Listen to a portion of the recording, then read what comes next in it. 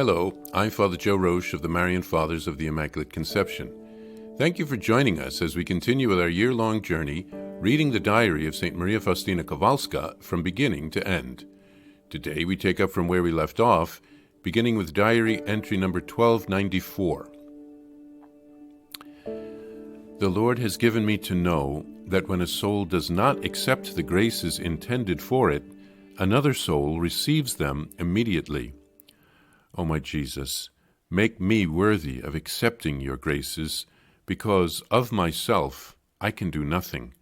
Without your help, I cannot even utter your name worthily. September 25th, 1937. When I learned how great are the difficulties in this whole work, I went to the Lord and said, Jesus, don't you see how they are hindering your work? I heard a voice in my soul. Do as much as is in your power and don't worry about the rest. These difficulties prove that this work is mine. Be at peace so long as you do all that is in your power. Today, I opened the gate for Mother Superior and knew interiorly that she was going to town on business regarding the work of the Divine Mercy. It is this Superior who has contributed most to this whole work of mercy. Today, I imprudently asked two poor children if they really had nothing to eat at home. The children, without answering me, walked away from the gate. I understood how difficult it was for them to speak about their poverty, so I went after them in a hurry and brought them back, giving them as much as I had permission for. O God, show me your mercy, according to the compassion of the heart of Jesus.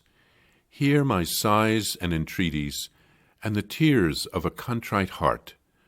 O omnipotent, ever merciful God, your compassion is never exhausted. Although my misery is as vast as the sea, I have complete trust in the mercy of the Lord. O eternal Trinity, yet ever gracious God, your compassion is without measure, and so I trust in the sea of your mercy, and sense you, Lord, though a veil holds me aloof. May the omnipotence of your mercy, O Lord, be glorified all over the world. May its veneration never cease. Proclaim, my soul, God's mercy with fervor. September 27th, 1937. Today, Mother Superior and I went to see a certain gentleman where they were printing and painting small holy cards of the Divine Mercy, and also the invocations and the chaplet, which have already received approbation. And we were also to see the improved larger image. It very much resembles the original. This made me very happy. When I looked at this image, I was pierced with such a lively love for God that, for a moment, I did not know where I was. When we had finished our business, we went to the Church of the Most Holy Virgin Mary. We attended Holy Mass, during which the Lord gave me to know what a great number of souls would attain salvation through this work. Then I entered into an intimate conversation with the Lord, thanking Him for having condescended to grant me the grace of seeing how the veneration of His unfathomable mercy is spreading. I immersed myself in a profound prayer of thanksgiving. Oh, how great is God's generosity! Blessed be the Lord who is faithful in His promises. Jesus tells St. Faustina here that no graces are wasted. When a soul doesn't accept what God wants to give, they immediately go to someone else. Faustina asks to be made a worthy receptacle of such graces. We should ask for the same thing. Jesus revealed to her how much she would have to suffer in spreading the message and the devotion to the Divine Mercy. She asked Jesus why so many were impeding the promulgation of the message, but He told her not to be concerned, that she just needed to do her best.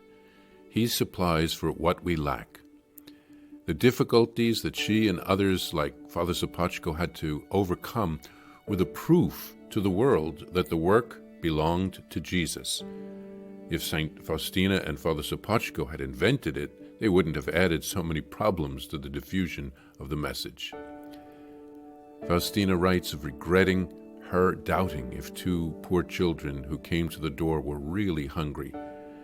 They were ashamed and began to go away. She stopped them and fed them. It is so easy for us to become cynical about those who beg. She writes some beautiful poetry, an ode to the mercy of God.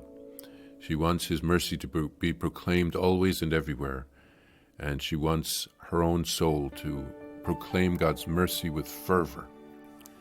And then St. Faustina rejoices that she is granted the grace to see the beginning of the diffusion of the message and the devotion when she sees some of the prayers and the holy cards and the images.